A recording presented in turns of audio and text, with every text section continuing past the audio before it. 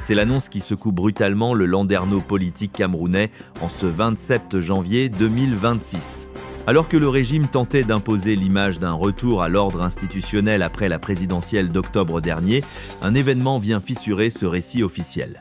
Paul Biya a été investi, les institutions fonctionnent, le pouvoir parle de page tournée, mais dans l'ombre de cette normalité affichée, le camp d'Issa Chiroma Bakary a décidé de passer à l'offensive.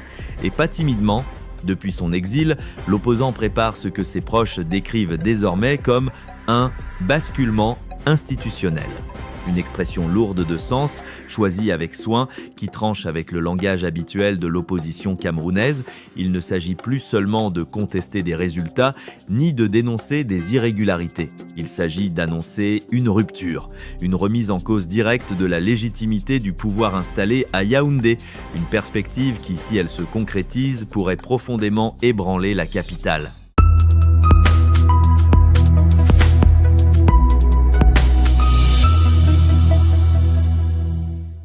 La crise post-électorale camerounaise vient ainsi de prendre un tournant spectaculaire. Beaucoup pensaient le dossier définitivement refermé après la victoire officielle du RDPC. Les médias d'État avaient rangé l'élection dans les archives, le pouvoir parlait de stabilité retrouvée, mais cette tranquillité n'était qu'apparente. Car dans le camp de l'ancien ministre, aujourd'hui en exil en Gambie, la stratégie se préparait en silence. Et ce lundi, une véritable bombe médiatique a été lancée. L'onde de choc est partie d'une publication sur les réseaux sociaux, une publication signée Méhamédé Dimitri Toukotom, avocat connu et soutien assumé d'Issa Chiroma Bakary. Pas de formules ambiguës, pas de conditionnel.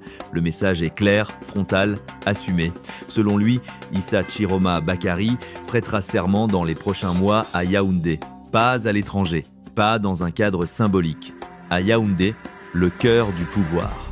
Cette déclaration marque une étape majeure dans la stratégie de contestation portée par le camp Chiroma depuis le scrutin du 12 octobre dernier. Jusqu'ici, la dénonciation de ce que ses partisans appellent une confiscation de la volonté populaire restait cantonnée à un discours politique classique. Désormais, elle prend une dimension institutionnelle. Le serment n'est pas un acte anodin, il renvoie à l'exercice effectif du pouvoir, il suggère l'existence d'une autre légitimité, concurrente de celle issue des institutions contrôlées par le régime. C'est précisément ce qui rend cette annonce aussi déstabilisante. Elle ne s'adresse pas seulement aux militants ou à la diaspora, elle s'adresse à l'État lui-même.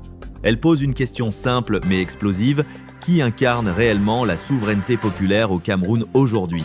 La situation devient encore plus rocambolesque lorsqu'on rappelle qu'Issa Chiroma Bakary se trouve actuellement hors des frontières nationales. Après une fuite qui a fait couler beaucoup d'encre, alimentant rumeurs et spéculations, l'homme politique s'est installé en Gambie. Les circonstances exactes de son départ continuent de susciter des interrogations. Était-ce un exil forcé ? Une mesure de protection ? Une décision stratégique ? Le régime n'a jamais apporté de réponse claire. Dès lors, une question brûle toutes les lèvres. Comment Issa Chiroma compte-t-il fouler le sol de Yaoundé pour une telle cérémonie sans être inquiété ? Comment organiser une prestation de serment dans un pays où le pouvoir qu'il conteste contrôle l'appareil sécuritaire, administratif et judiciaire ? Cette interrogation alimente toutes les analyses politiques depuis ce matin et c'est précisément ce flou qui entretient le suspense et la tension. Du côté du pouvoir, la réaction officielle se veut désinvolte. Les porte-paroles du gouvernement affichent le sourire. Ils parlent de cinéma politique, de fantasmes d'exilés, de tentatives désespérées pour exister médiatiquement. Les mots sont choisis pour minimiser, pour ridiculiser, pour désamorcer. Mais derrière ces railleries, une réalité plus complexe se dessine. Car à Yaoundé, dans les rues, dans les discussions informelles, l'atmosphère s'alourdit. La simple évocation d'une double prestation de serment ravive des souvenirs lourds sur le continent africain. Des situations où deux légitimités se sont affrontées, des crises où l'État s'est retrouvé coupé en deux, des épisodes qui ont souvent marqué le début de périodes d'instabilité profonde. Le pouvoir peut se permettre de rire en façade, mais il sait que ce type d'annonce n'est jamais lancé sans calcul. Elle teste les réactions. Elle mesure les rapports de force. Elle envoie des signaux multiples à la population, à la diaspora, mais aussi aux partenaires internationaux. Elle rappelle une vérité dérangeante pour le régime. La crise camerounaise n'est pas réglée. Elle a simplement changé de forme. Le camp de Chiroma parle de basculement institutionnel, pas d'insurrection. Ce choix lexical est fondamental. Il suggère une volonté de s'inscrire dans une logique de légitimité, même alternative.